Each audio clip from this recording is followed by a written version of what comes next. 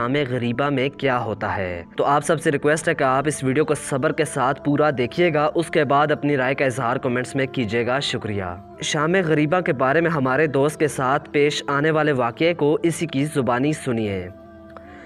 میں ایک دیہاتی گھرانے میں پیدا ہوا۔ مذہب کے بارے میں میری معلومات گاؤں کے مولانا کی معلومات تک محدود تھیں۔ ان کی کل قابلیت یہ تھی کہ وہ پہلے والے مولانا کے بیٹے تھے، جن کی وفات کے بعد وہ خود بخود تعینات ہو گئے تھے۔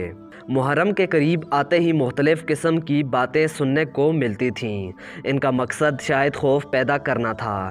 یہ بتایا جاتا تھا کہ شیعہ محرم میں جلوس نکالتے ہیں اور سنی بچوں کو اغوا کر کے ان کا خون نیاز میں ڈال دیتے ہیں۔ دلی طور پر میں شیعوں سے خوفزدہ ہو گیا اور دل ہی دل میں سوچا کہ کیسے ظالم لوگ ہیں یہ۔ ایک دن ایک پکے نمازی نے کہا کہ اہل تشیع بڑے عجیب لوگ ہیں۔ وہ جب کوئی کھانے کی چیز ہمیں دیتے ہیں تو اس میں تھوک ڈال دیتے ہیں۔ ہمیشہ سچ بولنے اور نماز کی پہلی صف میں کھڑے ہونے والے اس سفید ریش کی بات پر سوال اٹھانا تو خود پر سوال اٹھانے جیسا تھا۔ اس سے میری نفرت کئی گنا بڑھ گئی۔ ہائی اسکول میں داخل ہوا تو میرے ایک دوست نے محرم کے قریب آتے ہی انتہائی رازداری سے مجھ سے پوچھا، تمہیں پتہ ہے کہ شام غریبہ کیا ہوتی ہے؟ مجھے سرے سے کچھ معلوم ہی نہ تھا۔ میں نے کہا، مجھے معلوم نہیں کیا ہوتا ہے، آپ بتا دیں۔ اس دوست نے کہا، ہمارے مولانا صاحب کہہ رہے تھے کہ شام غریبہ میں شیعہ مرد و خواتین ایک حال میں جمع ہوتے ہیں اور سب لائٹیں بجھا دی جاتی ہیں۔ میٹرک کے بعد کالج میں داخل ہوا تو پتہ چلا کہ ہمارا ایک ہم جماعت کا تعلق اہل تشیع سے ہے۔ پہلے تو تجسس سے اسے دیکھا بلکہ بغور دیکھا تو وہ نارمل انسان ہی لگا۔ کچھ عرصے بعد ہم 3 دوست بیٹھے تھے کہ وہ لڑکا بھی ہمارے پاس آ کر بیٹھ گیا۔ میں نے موقع غنیمت جانا اور سارے حملے ایک ہی بار شروع کر دیے۔ تم نے حسین علیہ السلام کو مارا، تم نیاز میں خون ملاتے ہو، تم جب ہمیں کھانے کی چیزیں دیتے ہو تو اس میں تھوک دیتے ہو۔ میں سب کچھ بول چکا تو اس کا چہرہ سرخ ہو چکا تھا، مگر اس نے فقط اتنا ہی کہا کہ یہ ساری باتیں غلط ہیں اور اٹھ کر چلا گیا۔ میرے دوست نے مجھ سے کہا کہ تم نے زیادتی کی ہے، اس نے کوئی مذہبی بات نہیں کی تھی۔ جب میں نے سوچا تو مجھے احساس ہوا کہ میں نے تو اس کے پورے خاندان پر ہی تہمت لگا دی ہے اور وہ بیچارہ خاموشی سے چلا گیا۔ وقت گزرتا گیا، اس سے واجبی سا تعلق بن گیا۔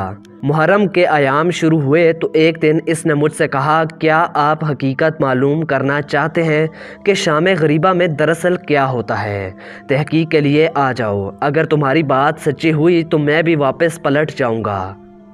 مرتا کیا نہ کرتا، اب فرار کی کوئی صورت نہ تھی، لہٰذا میں نے جانے کی حامی بھر لی۔ طے یہ ہوا کہ ہم 10 محرم مغرب کے وقت ان کے گھر پہنچیں گے، جہاں سے امام برگاہ جائیں گے۔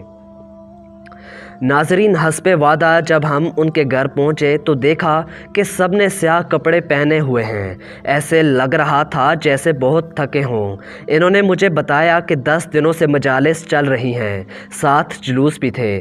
رات کا جلوس دیر سے ختم ہوا اور صبح پھر 10 محرم کا جلوس تھا، اس لیے پورا دن اس میں شریک رہے ہیں۔ میں نے غور سے دیکھا تو میرے دوست کے والد کی آنکھیں سرخ اور سوجی ہوئی تھیں۔ میرا دوست کھانا لے کر آیا اور بتایا کہ 10 محرم کی وجہ سے کھانا نہیں پکا، یہ نیاز ہے، اسی پر گزارا کریں۔ میں نے جیسے ہی نیاز کا نام سنا میرے ذہن میں سب منفی باتیں آ گئیں۔ میرے لیے بہت مشکل تھا کہ میں ایک ایسا کھانا کھاؤں، لیکن اس جملے نے میری مشکل آسان کر دی کہ یہ لنگر پڑوس کے اہل خانہ سنت فیملی نے بھیجا ہے۔ پھر بھی بڑی مشکل سے ایک روٹی ہی کھا سکا، لیکن اس دوست کے والد کے مہذب رویے اور دیگر افراد خانہ کے حسن سلوک نے مجھے تھوڑا سا شک میں ڈال دیا۔ غرض رات 9 بجے کے قریب ہمیں کہا گیا کہ امام برگاہ چلتے ہیں، شام غریبہ وہیں ہوگی۔ اب میرے ذہن میں وہ ساری باتیں ایک ایک کر کے آنے لگیں جو شام غریبہ کے حوالے سے مسجد کے مولوی سے لے کر عام دوست سے سنی ہوئی تھیں۔ سوچ رہا تھا کہ میں یہاں کیوں آیا۔ انہی سوچوں میں گم ہم امام برگاہ کی گلی میں پہنچ گئے۔ وہاں بچے، بوڑھے، جوان اور خواتین سیاہ کپڑوں میں ملبوس امام برگاہ میں داخل ہو رہی تھیں۔ ہم مرکزی دروازے سے داخل ہوئے جبکہ خواتین الگ دروازے سے امام برگاہ میں داخل ہوئیں اور دوسری منزل پر پہنچ گئیں۔ دوسری منزل کچھ اس طرح